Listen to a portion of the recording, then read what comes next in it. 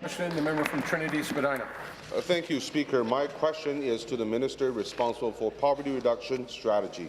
Speaker, on this side of the House, we recognize that empowering individuals and families to reach their full potential is the right thing to do. Absolutely. We know that a fair Ontario is one that builds every one of us up, no matter who you are, where you were born. That's why our government chooses care and progress instead of cuts.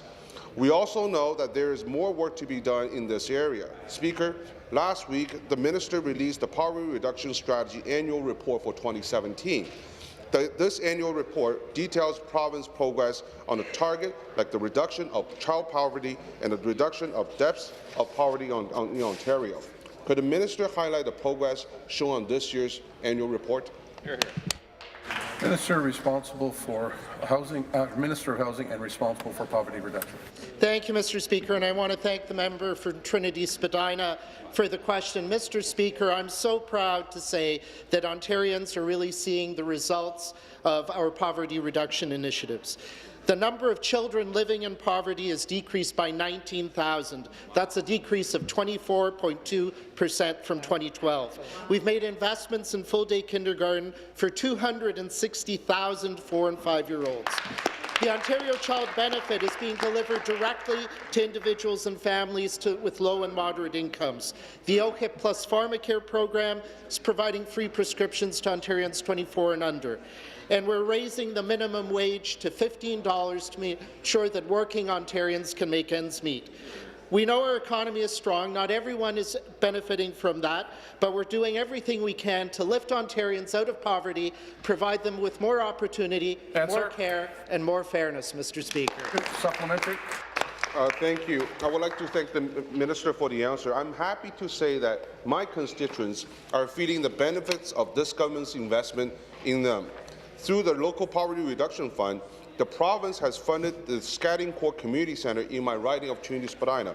The Scatting Court Community Centre offers programming targeted to underserviced and culturally diverse groups, bringing in 500 to 600 visitors daily. We also know that there is more to be done. It has become clear to my constituents and all those living in Ontario that coming June 7th, a stark choice is to be made.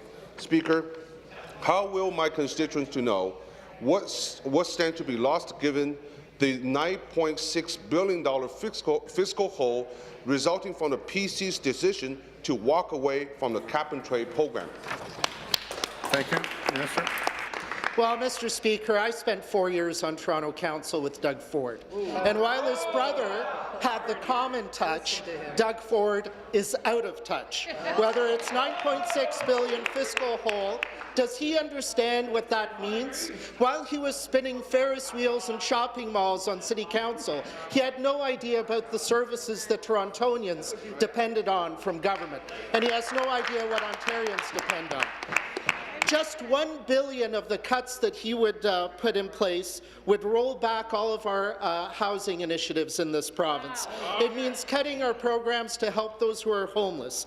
It means taking away the basic income pilot. It means cutting real dollars away from our social housing retrofit.